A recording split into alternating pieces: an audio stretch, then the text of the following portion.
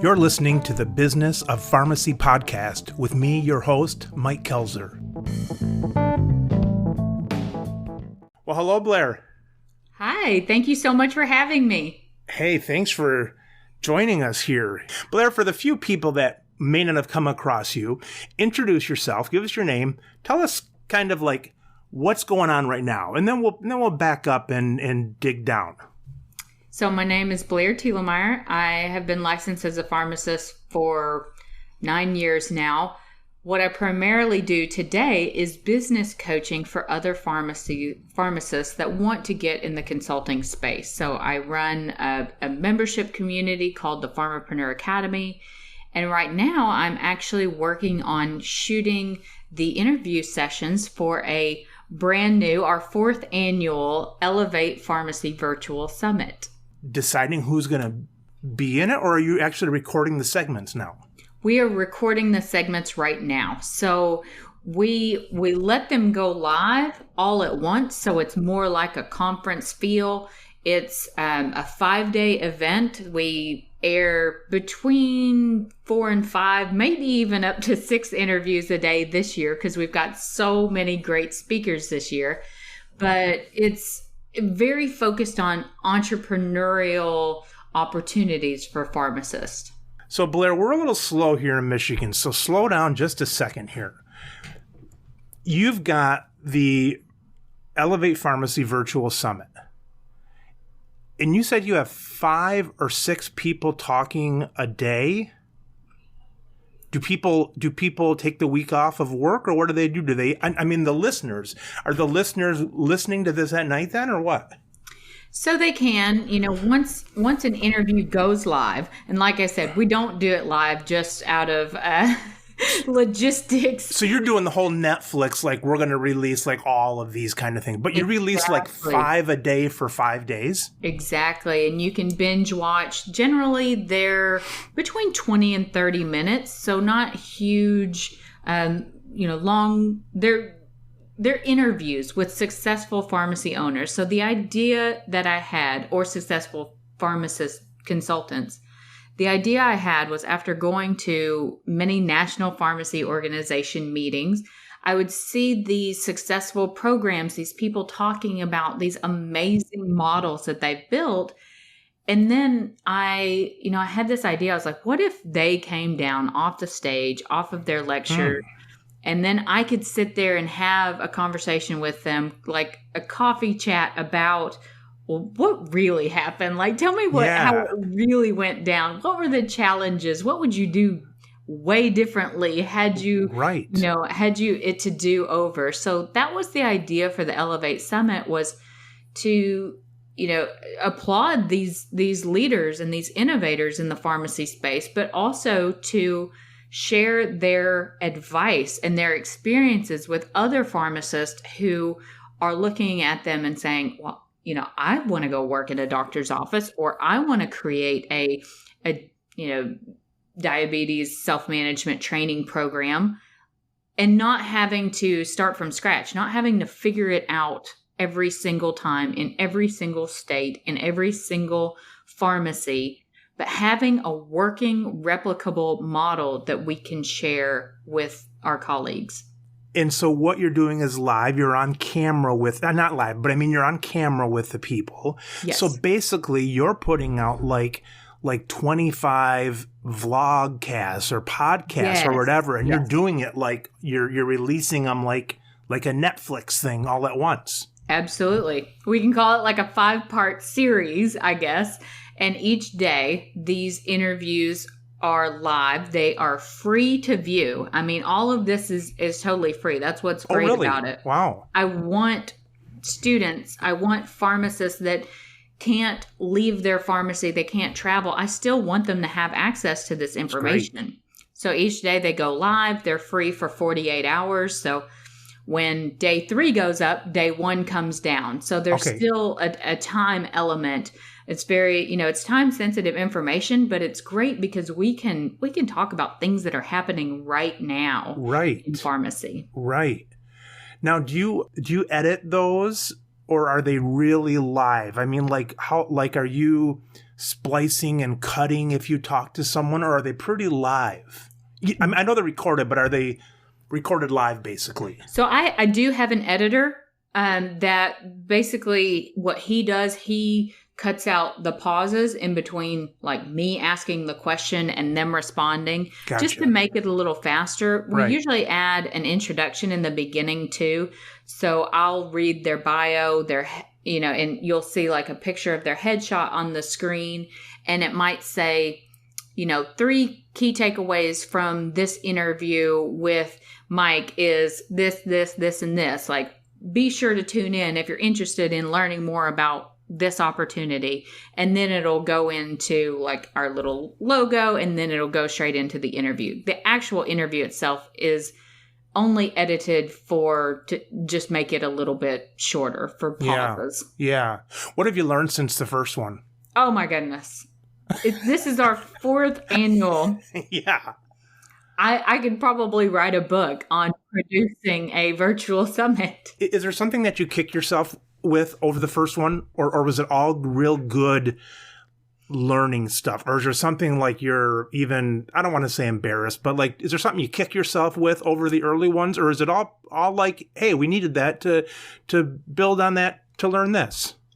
Yeah. I mean, I've tried different stuff, learned a lot about promotion of the summit. Well, I saw your cool, it looked like you were burying a dead body in your backyard with the secret file and so on. So I followed you on that, and that was intriguing.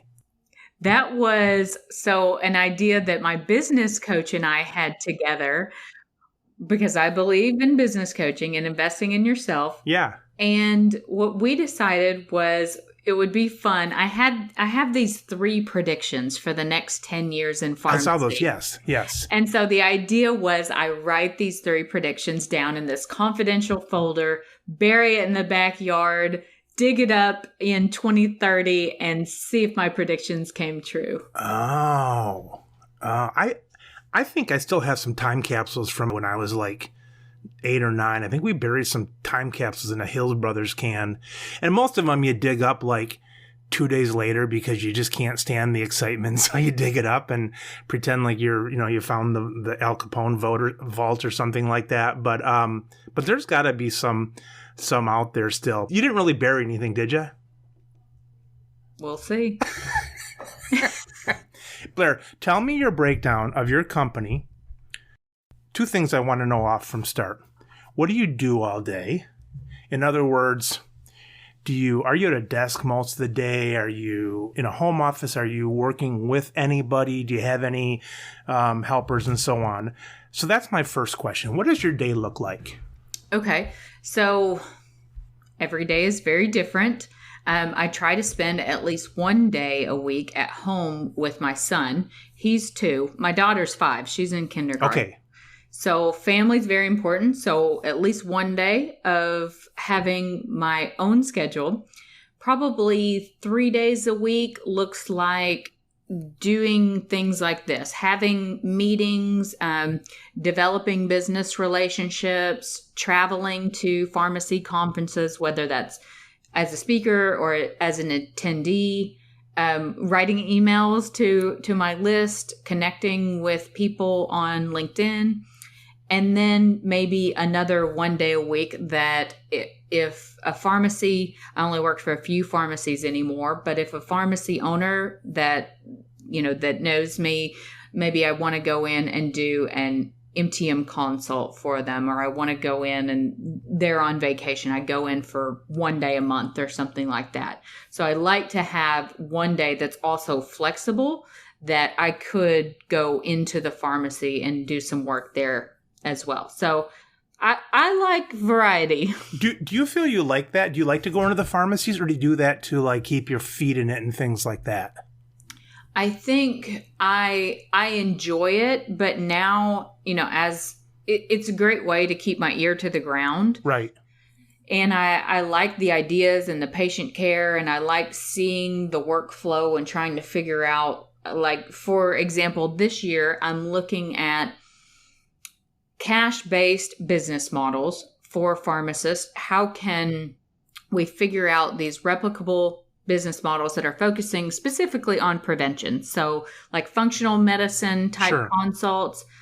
So what I would be looking for in the pharmacy would be things that support the functional medicine, more holistic consults. So CBD oils, pharmaceuticals, herbs and supplements, those types of products. And being in the pharmacy keeps your ear to the ground on that to see some of the ads coming through and what the customers are asking for and that kind of stuff. Exactly. So it is keeping, that one foot in the door so that I understand what pharmacists are dealing with and the challenges that are going on right now. But I also can step back and take more of a 30,000 foot view of like the challenges around the PBMs, like how do we integrate new revenue streams? So that's really what I'm looking for, is kind of using it as a a trial and error. What's going to work? Yeah, and you're kind of keeping in touch with the owner, so the owners or the people, so you can hear what they're griping about or whatever. It's easy to read this stuff, but when you say, "Oh, I'm sure Bob's doing this down at the shop," and so he, I could ask him, or I know that it's really affecting somebody, this national decision or something like that. Absolutely. So it does help me. How much do you feel you need that? I'd run if I could. I honestly, it's probably going to become a time where it's maybe even costing me money to go work in the pharmacy. Of course, because you're not able to set something up or you're whatever. Exactly. And you must be close to that. Yes. Yeah. I might actually be losing money by working in the pharmacy now, but I love being a pharmacist. Like, I really enjoy it. So, that there's that as well, as that's part of my identity and who I am. So you like going in there. I can't really imagine a day that I'm like, no, I don't want to go in the pharmacy. I go in there on my days off. So how much is enough of that though? 1 day a month? Probably 1 or 2 days a month. Yeah, I'd pick 1 or 2 a year.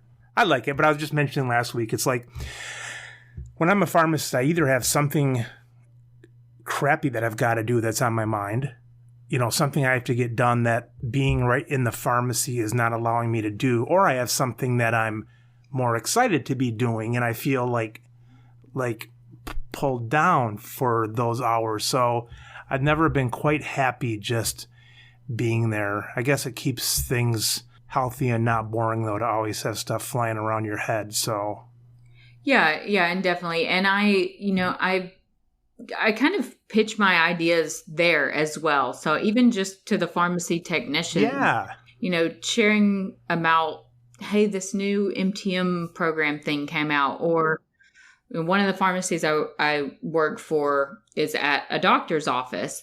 And so talking with the providers when they come in to, grab a bag of peanuts or something, like just, asking them, hey, what's going on? How's that new CPC Plus model that you guys implemented this year going? Yeah. Almost like a comedian tries out their material. You're sort of like just touching on it a little bit. Exactly.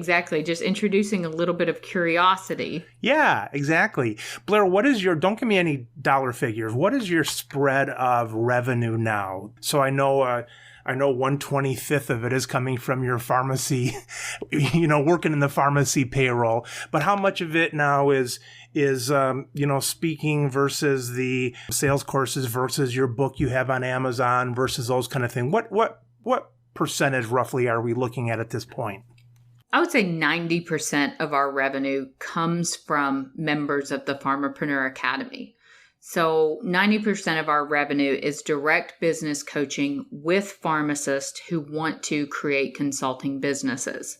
So we say we have 3 pharmapreneurial paths, and these are paths that I made up just so we can have the same language so that we're talking about the same things.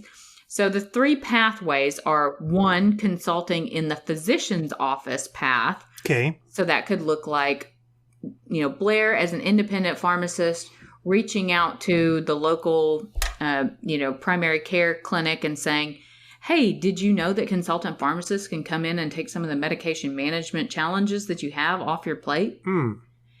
The second path would be the pharmacy-based path. So that's where I'm testing business models in cash pay services, in supplements, and CBD sales, and traditional MTM consults. Right.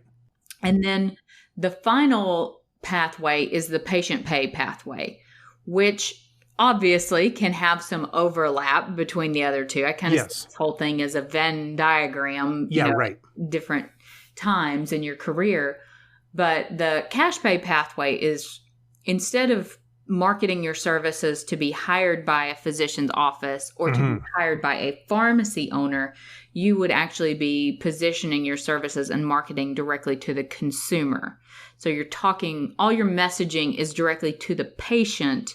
And that's what makes the patient pay path a little bit different, in that you're not talking to another healthcare professional. You're talking to a patient at that point. Yeah, right. And that could be anything from being live to being halfway across the world like we're doing now on the internet, right? Absolutely. So that's primarily our revenues generated through members of the Pharmapreneur Academy, so that they have access to our beginner's business blueprint, which has information about those three paths and really helps you how to get started, how to identify your target market, how to create an elevator pitch and a personal story, and do cold outreach and do free consultation calls that you convert to clients, and the things that we weren't taught in pharmacy school. Exactly. About how to run a business. Yeah, I've been reading some of those that you have online. Like, what would you do in this case? You're sitting at a basketball game and, this doctor comes up and that kind of stuff. Absolutely. So the 90%, is any of that live teaching, or is that all the binder or the videos and those kind of things? So we do have monthly member trainings.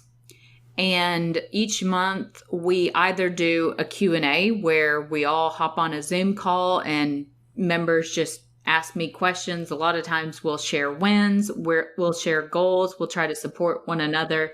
If there's some maybe connections that need to be formed in between group members. Right. There was a post in the forums the other day. So there's also a forum component, which is not necessarily live, but you can access it at any time. Sure.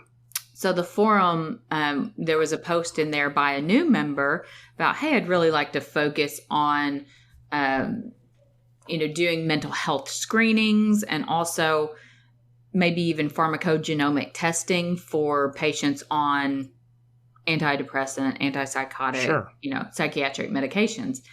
And is anyone else doing this? And immediately we saw like 2 or 3 other people post, oh, cool.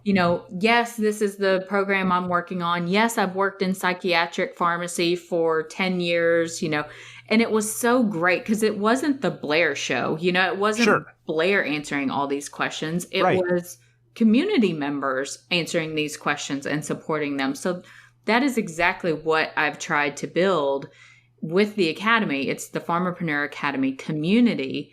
And we have these opportunities for live monthly training calls that people can join or watch the replay of later, and then we have these trainings, these online courses that they are self-paced. They can go in. Oh, I see. Gotcha. And, once you've got your first client, I say the beginner's business blueprint is to get you your first client. Okay. It's your first yes. It's like putting blinders on. Yeah. So that you don't go, oh, this would be a great model. This would be a great model. This would be a great model. Some people, they model themselves out and you're so thin you can't focus enough even to get the first customer. Absolutely. So this is the blinders. This is putting your blinders on so that you can get that first yes.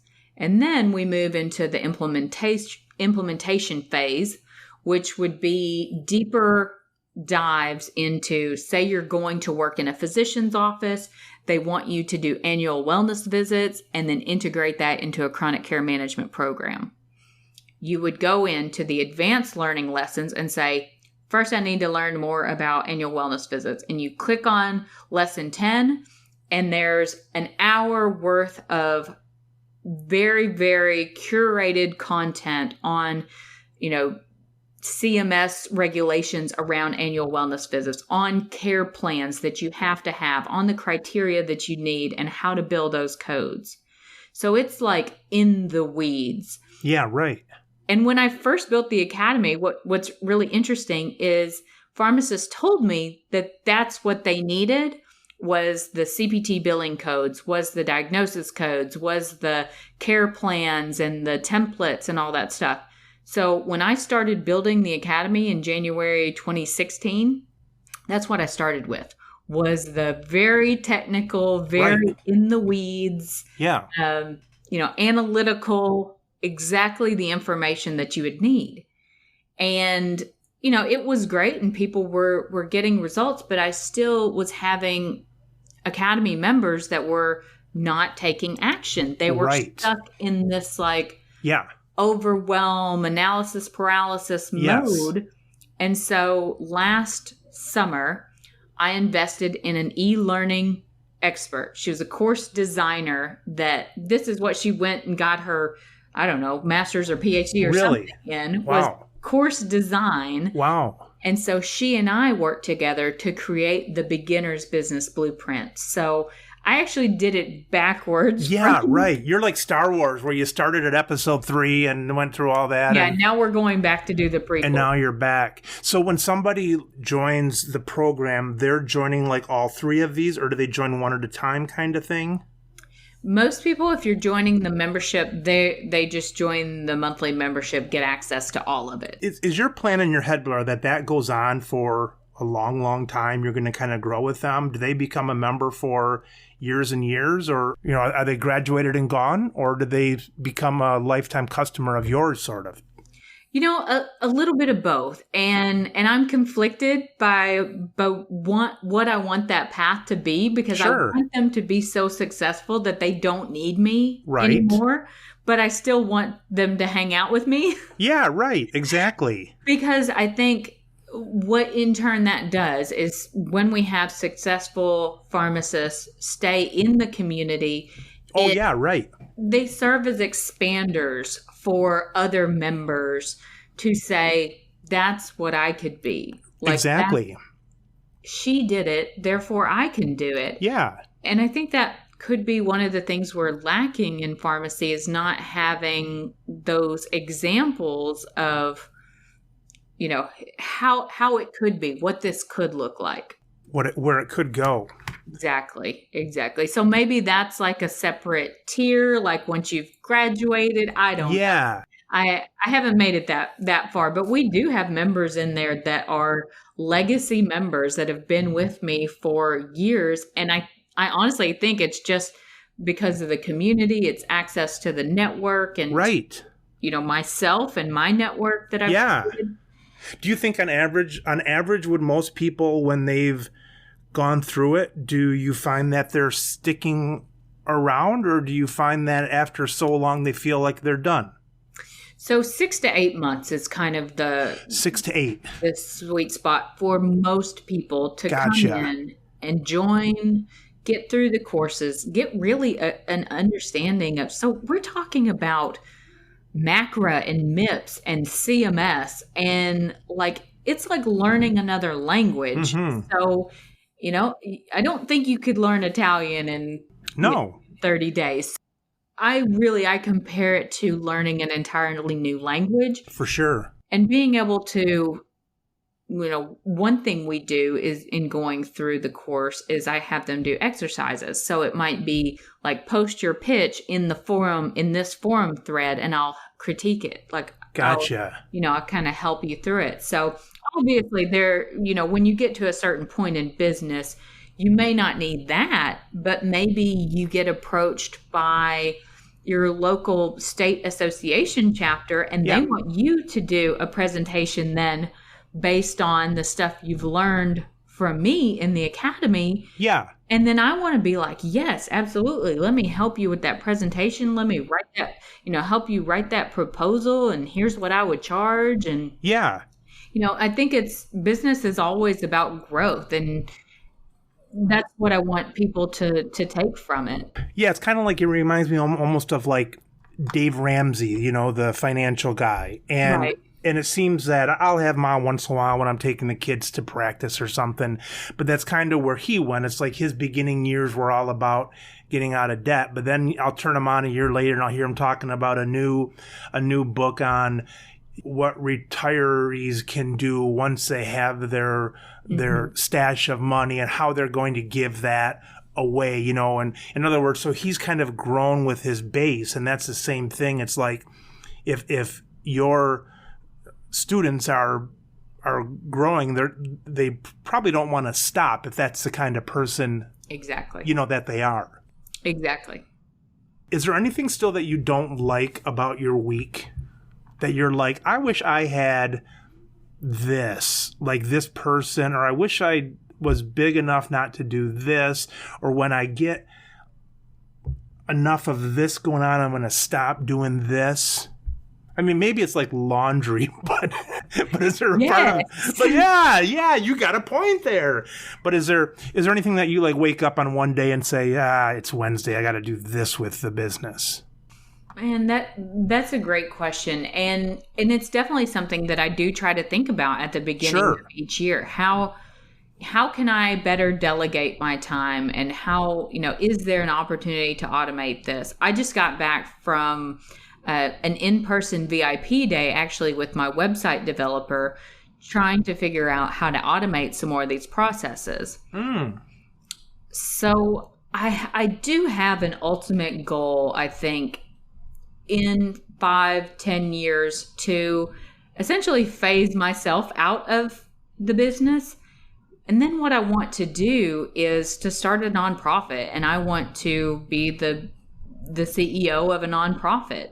And that's where my heart is. My heart is in travel and mission work, and to be able to found a nonprofit that is based around pharmacy clinical services, even in places like, third world countries.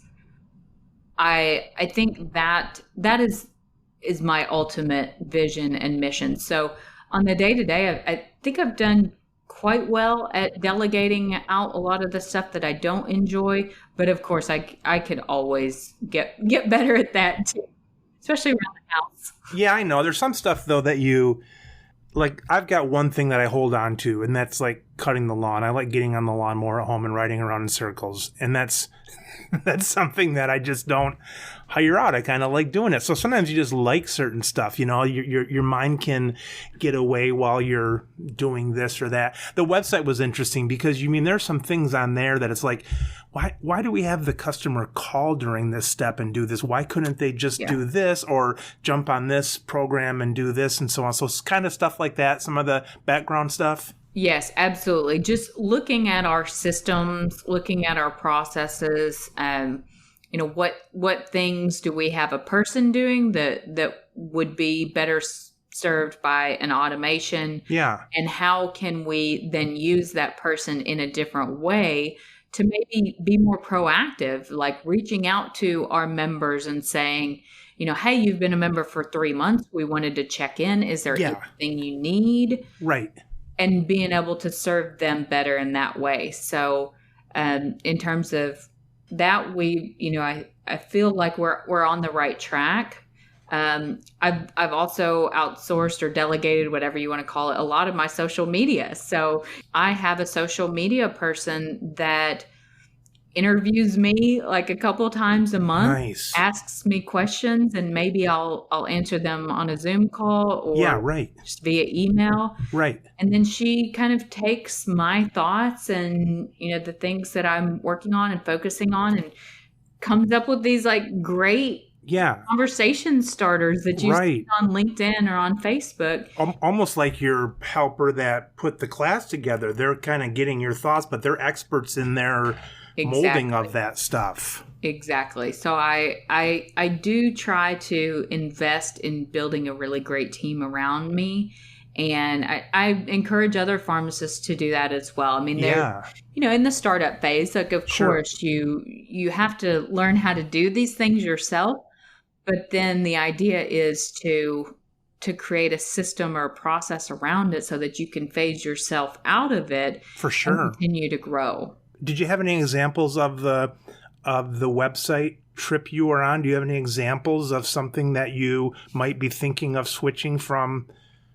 And it sounded almost like you might go from person to web, but then some things you were saying maybe you then get the people involved some more personal way. Absolutely. So one of the things that we had talked about was our cancellation process. So because it's a recurring membership, people join either at a monthly membership fee or they join at an annual membership fee. Gotcha. Right now, most people probably, 85, 90% of our people are joining at the monthly rate. So what we're seeing is if we have our team be proactive and reach out to them at the 3-month mark, when we know a lot of people will hopefully have their business model and the results that they want in place by 6 to 8 months. Right. We can reach out to them and just say, hey, there's this opportunity to upgrade to the annual so that you can go ahead and get your success and get your results, but then still be able to have access to the community and access to Blair. And so that was one of the processes that we're talking through, how to change that cancellation process to, maybe they only want access to the forum, or maybe they want to upgrade to an annual plan that actually saves money in the long run. Sure. What are some of the options that they have to be able to point them to specific resources like, oh, you're doing annual wellness visits and blah, blah, blah. You should connect with this other Academy member who's doing the same thing, and you guys work together on it. It's almost impossible to replicate that on the computer unless you've got AI, I guess. How many hours does it take for your business right now? Like, let's say you're doing 30 hours worth or 25 hours. How many other people or hours are involved to run this every week on average, or maybe per month? So I know you got people involved. You got the web, and you've got the social media. Who else do you have involved? And how many total hours would that be, would you say, per week that it takes to run things? I know it goes in phases, right? Because you have sometimes you're putting out this huge project and it's taken forever to do. Yeah. So, the month of January has been probably 3 8 to 10 hour days a week of calls and interviews and setting up calls and interviews. A lot of it is administrative. And then do you have any kind of, I know you got the social person and you might have some web help. Do you have any other like outsourced help that you use for your business? I have a virtual assistant. And so she's the one that does, like, if you need to cancel or if you have a customer service inquiry, she's the contact point for all of our customer service stuff for Academy members. Gotcha. And so she's the one that will be doing the outreach and the cancellations and the surveying and all that stuff. So how much time is she putting in a week, would you say? I believe I have her contracted for 20 hours a month. So 5 hours. Oh, okay. All right. So she's returning some calls and things like that. And where's she located? Doing some of our emails. She's in Florida. In Florida. Yeah, and I'm in Arkansas. So she does. Cool? She does our emails. We also do a newsletter for Academy members every week that just says, like, here's what you may have missed in the forums. Like, here's, our upcoming member call this month. Usually it's the last Tuesday in every month that we have like the Q&A or throughout the beginning of 2020, we've actually got my mentors and business coaches coming into the Academy and doing special trainings for Academy members. So I'm really, really excited for that too, that they can get access to to my business coaches and my mentors. These are people that you actually used back in 15, 16, or these are people that these are not just people that you, authors and things you look up to. These are people you've actually used. These are people I've worked with, still work with today. Still today that are kind of like your board in your mind, like to... Yes. Yeah. Yeah. This is my executive board members kind of thing. All right, well, we have to get back to the dirt now. So you didn't start all this. You were in a profession and things didn't go the way you thought. Right. What can you tell us about that? Well, this was 2014 when, I know today we're seeing a lot more market saturation and jobs being eliminated. But in 2014, it was relatively stable. It's relatively okay. Yeah. And I was working as a clinical hospital pharmacist. I was 6 months pregnant with my daughter, my first child. Yeah. And I got the news that my position was being eliminated. They were cutting me to part-time, and I would not have access to health insurance or 401k or any of those, full-time employee benefits. So I definitely had oh my goodness, I'm 6 months pregnant. I'm the primary breadwinner. What am I going to do? And, being 6 months pregnant, that's not a great time to be looking for another full-time job. Yeah, right.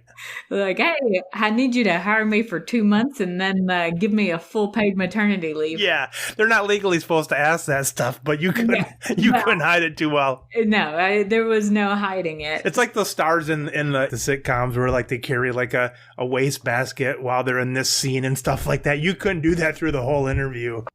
Yeah, I'm just wearing my bathrobe today. Yeah, right. So yeah, that was the moment that I was like, what am I going to do? But then I was also a little bit, I don't know, disillusioned by the idea of getting another job. So how long had you been in pharmacy by that point? I had worked for that particular place for 2.5 years. And how long since you had graduated then? 3.5. Okay, so you're relatively fresh out of school. Mm-hmm. And was that a downsizing of the company? It was a small rural hospital. It was, just a symptom of what we see going on in healthcare with the decreasing reimbursements. And they they just didn't have... Right. There was only 2 full-time pharmacists, so it was me or the director. So it wasn't but good to know it wasn't a downsizing of Blair. It was a downsizing of your position. So that's good. It was, and there's no hard feelings or anything. Yeah, right. Exactly. But there was this thing that, in the back of my mind, I kept going, I've always wanted to start a business. I've always wanted to be an entrepreneur. When I was in school, I thought it was owning a pharmacy. Yeah. And, I didn't feel like that was the right path I was looking for. So I started listening to podcasts like, Pat Flynn's podcast and Tim Ferriss's podcast and, some of these more business oriented. And finally, I ran across a podcast called the Biz Chicks podcast. Huh. And I started listening to her, and she was talking about, her name's Natalie Ekdahl, and she was, just really focused on female entrepreneurship and marketing and leveraging social media and doing this thing called online business. Yeah. And I'm like, I don't know what that is, but I'm curious enough about it that I want to figure that out.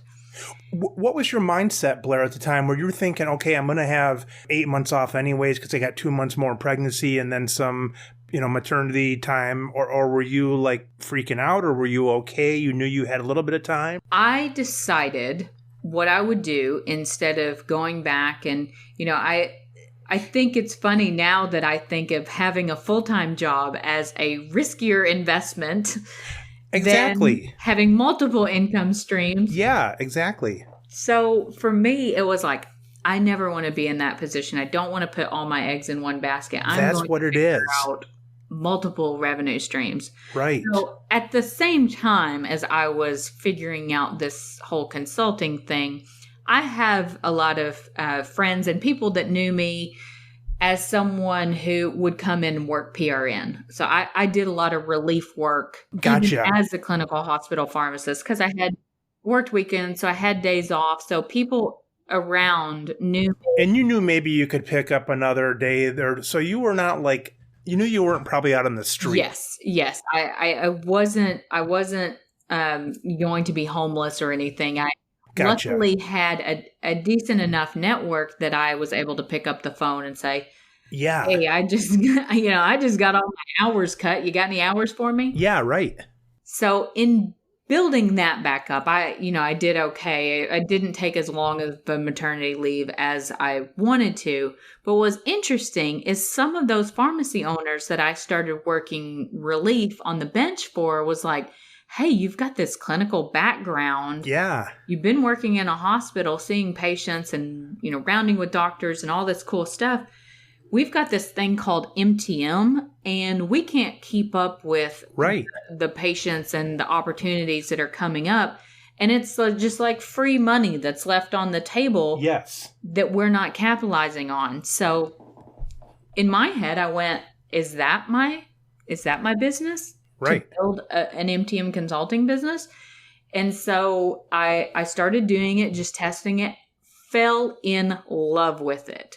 Like, I was fine with being a hospital pharmacist. It wasn't like the joy of my life, like jumped out of bed every morning. But when I found MTM consulting, I loved it. I dug into it, and I did. I decided midway through 2015, after I had my daughter and after I had really just kind of been making ends meet for a while, that I was going to focus 200% of my efforts on building this MTM business. And I even I got offered a director of pharmacy position at another local hospital that was at one county over.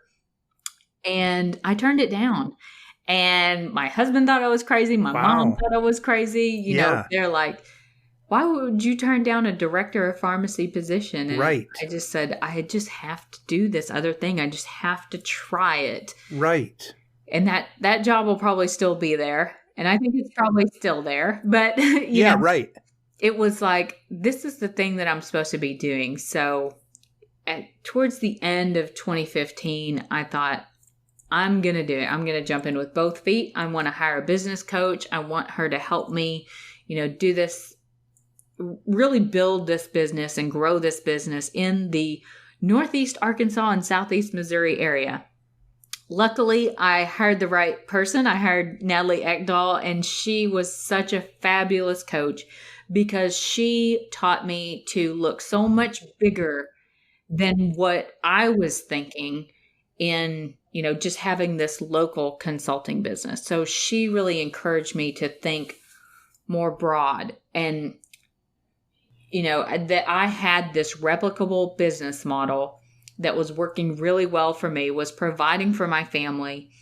Why don't you just teach other pharmacists how to do this as well? I already had people reaching out to me on LinkedIn saying, what is an MTM consultant? Like, what are you doing? And I was so passionate about it. I was writing blogs for free just about everything I was learning, about everything I was doing. And Natalie was the one that really came along and said, why don't you just teach other pharmacists how to do this too? When did you go from being a part-time employee of the pharmacy doing MTMs to being your own thing? Or were you ever doing that? Were you always a contractor? Were you always that when you were doing MTMs? Or when was your first time where you were getting paid for an MTM as a business owner? So you can do MTMs as an independent subcontractor, like a 1099 employee. Yeah. For me, it was easier to just say, this is my hourly bench rate. This is my retainer fee for MTM consulting, and just make that two separate rates, two separate fees. So at the beginning, it was just an employee relationship. They held out taxes. I didn't have to figure out estimated taxes or anything. They'd pay you so much per month as a retainer. It was a retainer. And then pay you per MTM or whatever. Yes. Gotcha. Yeah. So, gotcha. So yeah, definitely there's, based on, I think, what the pharmacy wants in terms of, do they want to set you up as an employee or do they want to set you up as an independent subcontractor? You could kind of go either way. And that's some of the stuff that we talk about in the academy. It's like, here's the pros and cons of each. Like the pros of being employees, you don't have to figure out taxes. The con would definitely be, you don't have as much flexibility as in terms of being able to deduct business expenses and things like that. Yeah. At some point you had to make the decision between saying, can I scale MTM pharmacists below me versus doing this? Is everybody sort of in that position, or have you seen anybody scale this with an MTM company with MTM pharmacists? Yeah, so several of the Academy members have scaled it. One of our members, Paula, she actually built her MTM consulting business. I think she had 11 pharmacies at one point that she was consulting for. And what was interesting about that is she ended up actually taking another job. It was like a dream job that she decided, and kind of handed the business over to her protege. We have another pharmacy, a Pharmapreneur Academy member who decided to scale the business, start hiring residents and licensed pharmacists to work under her. And now she's focused solely on the business development part of it. So, like any business, it's as diverse as the people that run them, and it's about what you want. And there was a time that I said, do I want to run an MTM consulting firm and begin hiring pharmacists to work under me? Or do I want to be a business coach to help other pharmacists create these types of businesses? Knowing that you had entrepreneurial blood, when would you have done something if you did not get let go? And what do you think that would have been? That's a really good question. Maybe never, right? Maybe never. Maybe that was the thing that shoved me off my path. And, I think a lot of pharmacists we are in a time that job stability is not as sure as it once was. Market saturation is a real thing. We're seeing age-related discrimination for pharmacists that are well paid.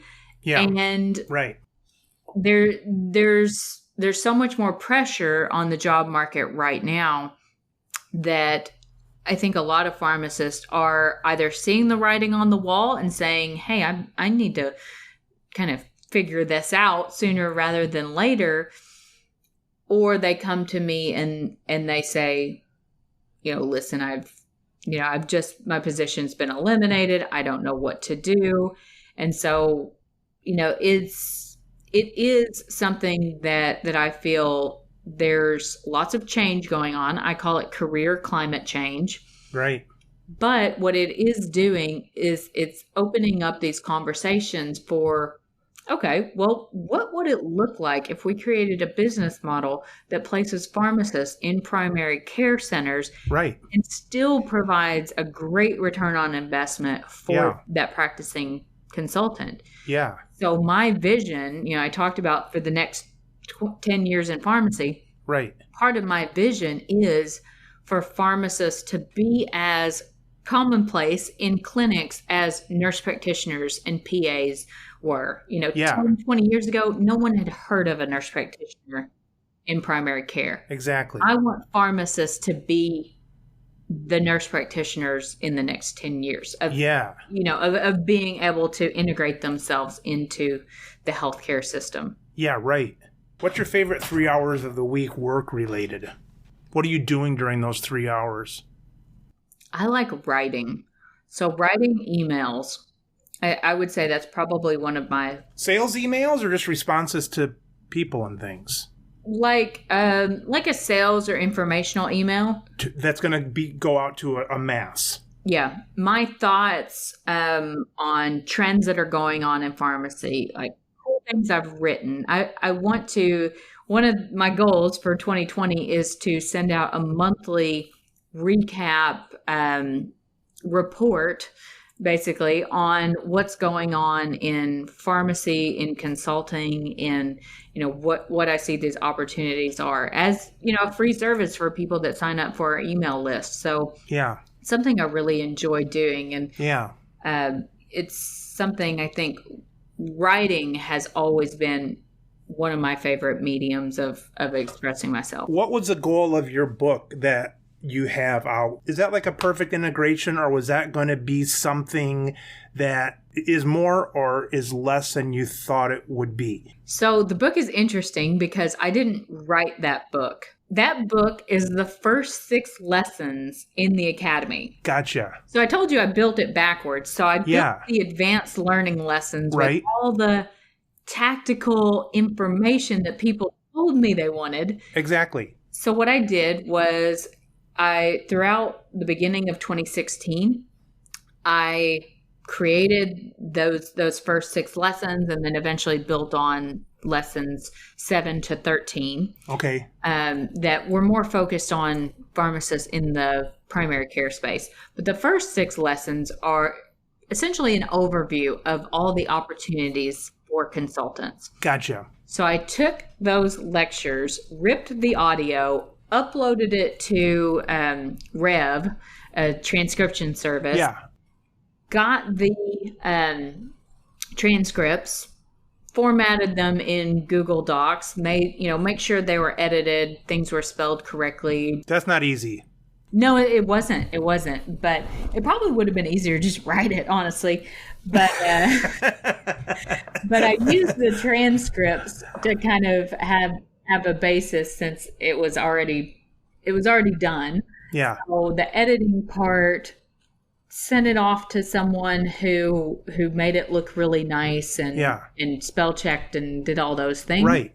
And then we were able to make a Kindle book out of it, and then a physical book, and finally it's an Audible book now too. Yeah, I know people like that. Yeah, I don't read anymore. I'm Audible in the car, Audible. Is that right? At home. Yeah, I don't. I rarely pick up a paper book anymore. Yeah. Would you ever like to write fiction? Yes. Yeah, I think. Do you read fiction? I do. Yeah, I probably read more memoirs and bibliography type nonfiction right now. But I think it would be cool to write a fiction based on like maybe some kind of pharmacist, like heroine, or hero. I guess I could be a hero. I don't read much fiction, but I always thought it'd be kind of cool to write it. And my book I was going to be called Hung Jury. And there was these 12 jurors, but they couldn't try the case because they were all ending up dead by being hanged. That's as far as I got. I love it. I got like a 10th of the first chapter done, so that's all I got. Well, I want to write a book. I want to write a screenplay. I want to do a documentary on the state of community pharmacy and pharmacists. Like my whole drive, my whole mission is to change the perception of pharmacists. Like, right. We can offer so much more than we currently are. Yeah. And just based on our training, like our knowledge of biochemical pathways and all that stuff, like I see the pharmacist as the person that we can take what we know about Western medicine, but we can also get down with the natural herbal supplements and stuff with the preventative medicine. Right. To be that bridge of like, I kind of, I get why your essential oils work or your CBD or whatever. Like being that person that can take the holistic alternative approaches from like the crunchy fringes and bring it more into mainstream healthcare.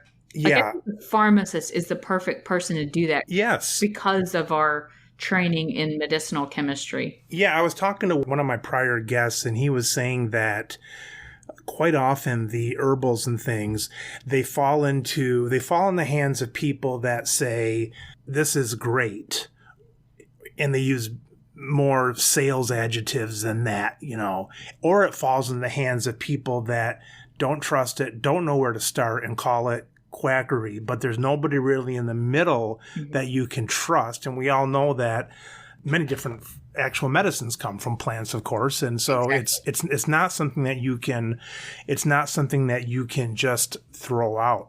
So Blair, if your vision of the nonprofit comes, let's say in 10 years, maybe 5 or 10 years, Probably 10, yeah. what would you really like to be doing for your business?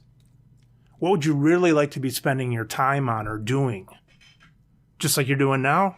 So one of the things that, whenever I talk about changing the profession of pharmacy, we don't have a leader. We don't have a Dr. Oz. What I would like to be for pharmacy is that person that's going out and saying to Good Morning America or whatever, go talk to your local pharmacist about, whatever it is, weight management, Right. Diabetes consulting, CBD oils, supplements, herbs, nutrient depletion, whatever it is. Right. But I want to be able to say, yes, your local pharmacist can do this, and having them ready to go and ready to accept this challenge, Right. so that I can go out and promote and say, pharmacists are doing all these amazing things. And then also having them trained up enough to where they can do it. Like it's, right. Let's make an appointment. So what steps do you take to get there in 5 years? You're going to be on the Today Show, and we might even see you there on New Year's Eve because you're there with, I don't know, what's the guy's name? Ryan Seacrest. Or Anderson Cooper, and you're there bringing in the new year or something. So what's your path to that in 5 years? I wish I knew. That'd make things a lot easier, but maybe less interesting. My path is to continue what I'm doing. So I have a speaking coach. I have a PR coach. Gotcha. I have speaking in that. A business coach. I have a web developer. I have such a team around me that, it's not about my mission. My mission is to advance the profession of pharmacy, period. It says it on, a tagline on my website. Yeah. So that pharmacists can have a bigger impact, so that we can have a seat at the healthcare table. And everything I do, every meeting I take, I talked to a physician that worked on the Steps Forward program at the American Medical Association the other day. And just trying to advocate for pharmacists to say, yes, if this can help with provider burnout, if this can help physician productivity and profitability, we owe it to our physician colleagues to go out and tell them about the value of pharmacist service. Yeah. So I don't know the steps that it's going to take to get there, but I definitely see and have a bigger vision for what I'm going to do on that platform. Okay, let me ask this. If somebody said that's not needed or something happened where everything's fine with pharmacy, wouldn't it still be cool to be a national spokesperson for something? In other words, this isn't all for pharmacy, Blair. There's something that would be really cool about being a national spokesperson, the Dr. Oz of something. Am I right? Or is it just a love of pharmacy and what it can do and all that? I'm okay with just staying here in Arkansas and, You're a fantastic builder. I've known from all the stuff that you've done, but seeing you and your methodical thinking and all that of just going through things and step by step, I just see you as like, okay, we're building, and the next step is Dr. Oz. That's what Blair does, Dr. Oz. And so if we took pharmacy away, though, I think you still belong there. Well, thank you. Nah. I don't know. I never pictured myself in the position that I'm in right now. And I can see it all over your face. I mean, you belong there. You know what I'm saying? And so you belong with Dr. Oz. Well, thank you. I do appreciate that. If people were to say, you know what, we're good, pharmacy doesn't need to grow, like we're happy where we're at, then I would be like, okay, you know what, I'm going to go do something else. I'm going to be a travel planner or something. Like, I don't know what I would do. Coaching is not just a book. It's a coach who's saying, come on, we're going to do this now. Just like a football coach would be. They're trying to lift you up when you're down and give you some direction. They push you out of your comfort zone. Push you. That's what I'm looking for. Help you become more self-aware. Some of the best investments that I've made are mindset trainings, are thinking through the intention that I want to have. So when I come on a podcast to talk about this, what is the intention behind it? Mm-hmm. And thinking through these mindset challenges and really trying to push yourself out from what helped me was the idea of like, I'm not being a pushy salesperson. Right. But if people don't know about this opportunity, then I'm doing them a disservice because I feel so strongly about the services that I can offer and the results that I know I can get them if they would just allow me to help them. I've had people say before that they don't feel like a salesman in pharmacy. And I'm like, anybody's a natural salesperson when they believe in what they have. Yes. And I gave the example to this person about maybe having a family member who's in pain and they didn't know they could take, let's say, Tylenol and ibuprofen at the same time. And you said, yes, you can, and it's like, and you might even walk under the counter and sell it this and that. You're not trying to sell. You're trying to solve something. And it's like, oh, that's sales. You just didn't realize it because you were helping them so much. Absolutely. I had a friend the other day that, I knew she was doing this keto diet, in intermittent fasting. I said, you really should be taking a multivitamin if you're going to follow a very strict keto diet. And she said, I can't swallow pills that big. I said, you can take an adult gummy vitamin. It was just so simple. She never even thought of it that way. Thought of it. And I'm like, I'm not telling you that you need a vitamin because I'm not the person selling it to you. But I'm telling you as a friend, you need a vitamin. And here's a gummy vitamin that meets your needs. My wife and I were coming home today, and at our high school, my daughter was actually the cause of an accident about 10 years ago because most of the people coming from one direction turn in and the other people turn in. Everybody turns. And one year she thought everybody turns, but not everybody turns. Some people keep going down the road and she turned in front of the person. Yeah. So I'm sitting there, we're talking today about the traffic and I'm thinking, and they tried to help by doing this like yield road, like this road that comes in gradually and so on. And I'm trying to think of like, pretty soon I'm talking like bridges and tunnels and stuff. And I said, they could put a traffic light there. I got so far down the road that it was sometimes they're simple solution is the best. Sometimes they're simple answers. All right. So Blair, 5-10 years from now, you kind of sell the business, you do this and you start doing your vision of your nonprofit. What are you doing in that? What does your day look like there after you're up and successful? Are you also Dr. Oz for that? Or are you, sweeping the hallways? What is your goal? What are you doing 15 years from now once that gets going? What do you love to do during the day when this nonprofit's going strong for 5 years?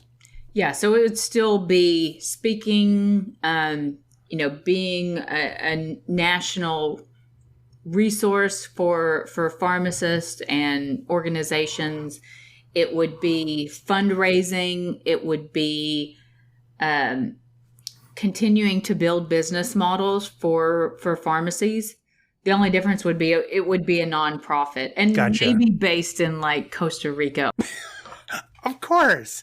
My dad always said, why, he's passed me, he said, why do they always have these corporate meetings? You know, it's always warm someplace. You know, they never do it in Detroit or something like that. Yes. For my pharmacy, you know, we're a corporation, but I'm the president and vice president and secretary and treasurer. And so when I have my annual meeting, you know, I feel like I should go to Hawaii or something and just sit there by myself and kind of just talk to myself. And CEO day. Yeah, CEO day. What are your favorite 3 modes of communication? Like if I said you could only keep a few things, like email, LinkedIn, or this, or what are like your top things that you're like, yeah, these are important for our goals? Are there any 3 or 4 companies that you'd be kind of sad if they were gone?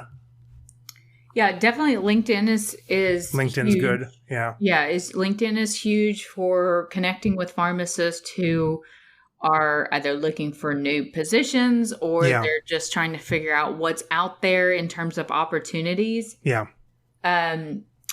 We do run Facebook ads so that, you know, we can continue to make pharmacists aware. I mean, there's 300,000 pharmacists out there. Yeah. And only a handful of those, only a tiny fraction of those are aware of the Academy and what we're doing with Elevate Summit. So that's a big part of the strategy in making them aware of these opportunities. Right. The Elevate Summit is our free virtual event that gives people an idea of what opportunities there are out there. So it's like the what. And then the Pharmapreneur Academy, if they want to join, get access to the courses, access to me, access to our monthly member calls, that's the how. Gotcha. That's the steps for how to implement these, these business models, these innovative services that we introduce in the Elevate Summit. With these 25 interviews, let's say, that you're having for the Elevate Summit. That's when? You had that in the spring, right? Yeah, it's April 8th through the 12th. 8th through the 12th. Of 2020. That'll be our 4th annual summit. 4th annual. Wow. It's crazy. And the first time I ever did it was in 2017. It was such a gamble. I had no idea if it was going to work. This is the first time a virtual pharmacy conference had ever been created. I had attended virtual summits in other industries, but what's great about having, a toe in the online business space and coaches and mentors and people that are not pharmacists is that they see all these other industries. Right. There's a real estate virtual summit. There's a insurance providers virtual summit. There's all these things. There wasn't a pharmacy virtual summit. So interesting. I was like, you know what? I have no idea if anybody's going to sign up for this at all. I put, I think, $5,000 of my own money into the very first virtual summit. I had no idea if it was going to work. And then, interestingly enough, around the same time as the summit, our tax bill from the previous year, 2016, came due when I had the 12 different jobs. Right. They don't tell you if you have 12 different jobs, you should probably withhold as a single with no dependents. Yeah.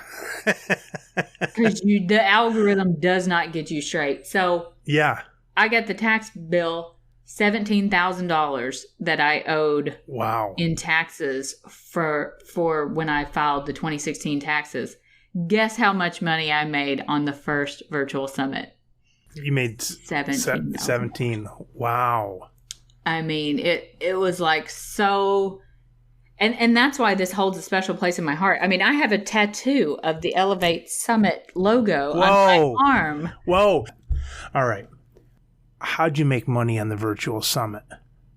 Because you told me it was free. It is. So where do you make money then on it? So on people seeing the opportunities that we're talking about on the summit. That's right, because we talked about it being the invitation to there's more out there. There's more out there. Here's these ideas. Here's these innovative business models. Here's other pharmacists to show you this can be done and you can be successful. So this is the Elevate Summit is the what. Yeah. And then the Academy is the how. Yeah. So then, you join the summit, you get all pumped up, like, yes, I want to do this. I'm ready to get my first client. Yeah. What's the next step? Well, I hope that next step is coming to work with me in the Academy. And so the official money comes from them getting into the Academy. Yes. Right? And you were able to tie those together because you're like, it's not just by chance that our sales go up, or they use some kind of a logon code or something like that, or... Yeah, so the virtual summit ticket is all done via email. So all of this is done via email, making the offers. They can sign up for the Academy. So it's all provided digitally. When you said you made the money, you were able to correlate the sales of Pharmapreneur right directly to that because they're using a certain buy code or a coupon code or whatever. So that's how you can tell exactly what that did for you. Yes. Wow, that's fantastic. It was such an amazing moment. And, that was one of the moments that is like, okay, I am on the right track. Like all of this, heck yeah, hell that I've gone through for the past 5 months and putting this together and all the money that I had put into it, not having any idea if it was going to work. Yeah. Now I get to send it in to the IRS. So yeah, it all worked out. If I hadn't done that, I wouldn't have had that 17 grand. Exactly. So someone's listening to this. They said, hey, I'd like to check that out. And you said as long as they're kind of doing it in time, it's free. Eventually they can say, give me all of these. I'm going to do it a month later. But they just log on and maybe sign up. Yes. It's at elevatepharmacysummit.com. So you'll log into you'll just type that in your browser. You'll land right on our main landing page that'll give you the dates. It'll say, sign up, get your free ticket here. You'll put your best email address in, click sign up now. And then you're going to get an email from me saying, congratulations, you're registered. Make sure to whitelist my email address just so that this doesn't get sent to junk mail or spam. Right. Yes. That's a great idea. Let's tell people ahead of time, whitelist me so that this doesn't go to spam and so on. Right. So then, they'll get a confirmation email. It'll say, I'll send reminders out as time gets closer. Yeah. Leading up to the summit, our summit's next week. Make sure that you set aside, 2 to 3 hours to go through. Right. And honestly, I don't expect anyone to watch all of the videos for every single day. Gotcha. I think the best use of the summit is to go watch the videos you're interested in. And, I'm really about, like I said, with the blueprint, put your blinders on. Like if you kind of know the direction that you want to go in on one of those 3 paths that I talked about. Right. Just stop with the information seeking. Yeah. And focus in on this is the direction that I want to go and make that decision. I'm only going to watch the summit interviews that pertain to this. And then you'll get through them no problem. Because the goal of it is not, it's not necessarily the answers would be, do I want to do more? It's not necessarily, did I miss this certain step? Because it's more of a invitation. Exactly. It's not all or nothing. It's not like you have to attend every single lecture to take something away from it. Knowing what you know now, would you choose pharmacy again? Absolutely. If I get to be where I'm at right now, everything that pharmacy's given me and done for me, absolutely. So I don't think I would pick pharmacy in the traditional sense. Say this business goes away tomorrow. Yeah. I am waking up Wednesday morning, going to a local provider's office, trying to figure out how I can go work for them. Mm-hmm. I'm not applying to Walmart or Walgreens or anything like that because that's not the type of pharmacy I want to be involved with. knowing that, let's say it's the year 2010 and you can see some of these possibilities for Blair. She's either doing this or she's going to a doctor's office and doing that. Is pharmacy, would you say, yes, I'll take that gamble. Let's go. Let's sign up for pharmacy school. I think so. If I had it to do over again, I still think I would go to pharmacy school. Hopefully I would have found someone like myself who is a consultant and been able to still get into consulting some way or another. I believe that I'm on the right path enough that if time reversed and I wake up in 2010 and I'm back in pharmacy school, then I'm still going to find my way back to consulting. What would you do if pharmacy didn't exist? Let's say you couldn't take any medical path. Okay. You couldn't take a medical path. Well, what was it back then if it wasn't going to be pharmacy? What was your second choice at that time? So back then, I mean, I've wanted to be a pharmacist. I've worked in a pharmacy since I was 17. Oh, I gotcha. So I grew up wanting to be a pharmacist. For a while, I thought maybe this looks like a new drug discovery. Maybe I go live in the Amazon rainforest and discover new drugs by testing plants or something. I don't know. Right. Talk to the shamans in the Amazon basin and figure out what they're using for traditional medicine. Yeah, right. So that was kind of the idea I had, and gotcha. I feel like I'm coming back around to it now, right?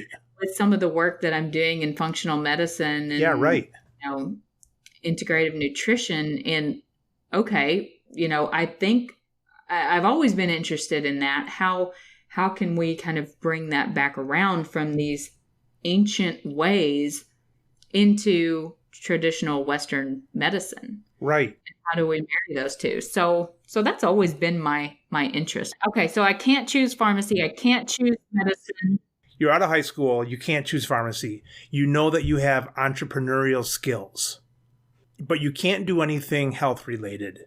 Do you even go to school? Do you even go to college? And B, if you say, yeah, I want to get a college degree, what would it be in? I would always choose the college degree just because that's our culture. I would like to say I would be cool enough to be like, no, I don't need to go to college. I'm going to Elon Musk it or whatever, so I would like to say I would be cool enough to do that, but I probably would still go to college for something. That takes guts. That takes an immense amount of guts. For every person that makes it to the top that way, there's 99.9% of the people that you can label them as a failure because which isn't fair, but because they don't have they don't have a college degree behind them. Exactly. So, so you would go, and what would it be? I would go, I really love my world lit classes. So I'd probably be like, I don't know, some kind of, English literature major. Yeah. And maybe, like I said, maybe like a dive master. Like I could see myself working in the hospitality industry, like tourism. Yeah. I love to travel. I think being a tour guide would be a lot of fun. Yeah. So that would probably be something that maybe that's a retirement plan for me. That's my retirement career. One of my sons is in the, he's going to follow that path, like you mentioned about the literature and so on. Yeah. Yeah. What business, if right now someone said, Blair, you have to do something business wise, you've got to make money for your family, would you try to repeat what you're doing here in another field? Could you think of a business though that would go along with those kind of things? Would you find somewhere a niche still in the travel industry, or have you ever thought about other fields of businesses you would do? So my business coach and I had a conversation about that this morning, that we could take the business skills, the marketing skills that we know now and apply it to almost any business and I think it would be successful. So I think I would hone in on something in the membership model. I like the membership model. I like the recurring revenue. Sure. I like the, getting clients that, you can expect to continue to buy for you. So sure. One of the interviews I did for last year's Elevate Summit was with a pharmacy owner in Memphis who charges his patients $50 a month for the membership, and they get all their medications at cost. There's no insurance billing. There's, no nothing. Like that's their model. And it's so fantastic that a lot of the people that are his patients are lower income. So, I think I would still focus, if I had to build another business right now, I would focus on something with recurring membership, whether that's a monthly or an annual membership. And, maybe it would be travel related. Yeah, you mentioned some things. It could be, you're gonna turn someone into, a scuba, something or other, or you're gonna do that through a program where they can then bond with other people and maybe meet up at destinations and all that kind of stuff. You can use a lot of the stuff you've done, the same model basically for a lot of things probably. Yes. Yeah. I really think that once you build these business skills, once you kind of understand how to make an offer, how to do an elevator, how to do a proposal. I've got people asking me to do stuff that is not advertised on my website at all, but they're asking me to do this stuff because they're like, well, we thought you could figure it out. Like, you are able to kind of build your airplane after you've jumped off the cliff and you're on your way down. You know the path. Well, Blair, a pleasure talking to you. Yeah, it's been great. I love talking to other entrepreneurs and some of the stuff that, the brainstorming and the ideas that come out of it. It's just so much fun. Well, Blair, really nice meeting you. I look forward to keeping in touch, and best wishes on that summit coming up. You can get your free ticket. It's elevatepharmacysummit.com. It's April 8th through the 12th. And I would love to have you guys, come share it with your colleagues too. It's going to be a great event. So it offers a lot of food for thought for some people, and for some people, a lot of hope in this time where pharmacy's shifting. So that sounds like the right direction to shift to. That's my goal. If it offers someone hope, it was all worth it. Yes, that's right. All right, Blair, take care. We'll be in touch. Thank you for having me. My pleasure. Thank you. You've been listening to the Business of Pharmacy podcast with me, your host, Mike Kelzer. Please subscribe for all future episodes.